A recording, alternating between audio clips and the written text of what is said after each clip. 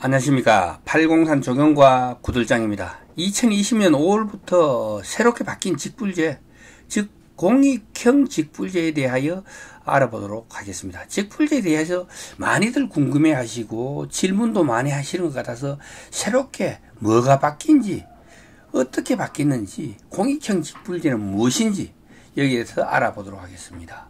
공익형 직불제란 농업활동을 통해 식품안전, 환경보전, 농촌유지 등 사람과 환경을 위한 공익 창출을 유도하기 위한 것으로 기본직불제도와 선택직불제도로 나눠가지고 농업경영 정보를 등록한 농업인과 농업법인에 그리고 농지 등에 대하여 직불금을 지급하는 제도입니다. 그렇다면 직불금이란 무엇이냐? 직불금이란 정부가 생산자에게 직접 소득을 보조하여 주는 돈을 바로 직불금이라고 합니다. 자, 여기 보면은 공익형 직불제의 기본직불제와 선택직불제의 차이점이라고 이렇게 나와 있죠. 개편 전에는 요러요러한 게 있었다. 그런데 개편 후에는 공익직불제라 해야죠. 선택직불제와 기본직불제가 있다. 우리가 알아야 될 것, 지금 가장 궁금해하는 것은 소농직불금이다. 면적직불금은 소농직불금을 넘는 120만 원을 넘는 것을 받을 수 있는 면적을 가진 5,000제곱미터, 그 1,500평이 넘는 농사를 짓는 사람들에 대해서 면적직불금이 해당 사항이 있고, 그보다 적은 300평 이상, 그리고 1,000제곱미터에서 5,000제곱미터, 1,000제곱미터가 안 되면은 농업인에 등록할 수가 없기 때문에 그건 안 되겠죠. 임대 서류가 있으면은 합쳐서 아마 300평이 넘으면은 기본 취지로 봐서 줘야 되는 것이 아닌가 저는 그렇게 생각하고요. 자, 기본직불제도란 소농직불금과 면적직불금으로 나누며 기본직불금 지급 대상 농가들에게는 환경, 생태보전 등의 준수사항 17가지겠죠.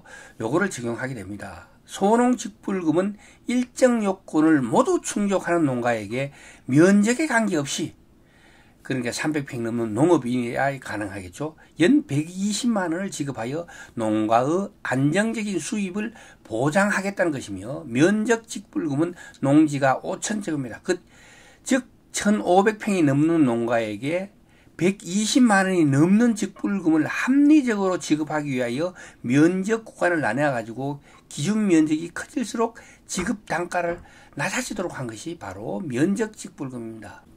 그리고 선택직불제도가 있는데요. 기존 친환경 직불제도와 경관보전직불제도, 논활용직불제도를 포함해 가지고 제도 운영 단가 등을 기존처럼 유지하는 겁니다. 이거는 우리하고 큰 상관이 없는 것 같으니까 기본 직불제 중에서 소농직불금을 위주로 설명을 해 드리도록 하겠습니다. 자, 직불금을 받을 수 있는 사람은 누구인가? 이게 궁금하겠죠. 농지 면적이 1,500평, 그리고 5,000제곱미터 이하 일정 요건을 갖춘 소규모 농가에게는 면적에 관계없이 연간 120만 원의 소농직불금을 지급하는 게 바로 그 목적입니다. 그 외의 농업인에게는 면적 구간별로, 그러니까 면적이 1,500평이 넘는 사람들에게는 면적이 커질수록 지급 단가를 낮춰가지고, 그러니까 이 205만 원부터 헥타르당 100만 원까지 이렇게 면적 단위별로 정해가지고 면적직불금을 지급할 예정입니다. 그래, 이런 사람들 면적직불금은 제가 설명 안 해도 다 아시고, 근데 소농직불금이 중요한 거죠. 소농직불금 아까 이야기했듯이 300평 이상 1,500평 이하 여기에 드는 사람은 120만 원을 주겠다는 거고요. 신청 방법과 기간에 대해서 궁금해 하시는 분들이 있더라고요. 신청 방법은 5월 1일부터 6월 30일까지 시군 읍면동 행정복지센터에서 보조금 신청 및 접수를 받습니다. 그러니까 각 지역마다 틀리니까 의성군 안개 같은 경우는 5월 20일인가 그때까지 하라고 하더라고요. 그런데 각 지역마다 다르니까 5월 1일부터 6월 30일까지니까 6월 30일에 간다고 하지 마시고 미리미리 신청을 해 주시기 바랍니다.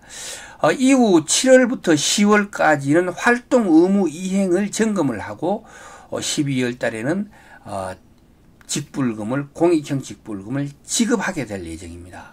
신청서를 직접 제출해야 하는 농업인들의 안전을 최우선으로 고려해가지고 지금은 마을별로 시기를 나눠가지고 직불금 신청을 접수받고 있습니다.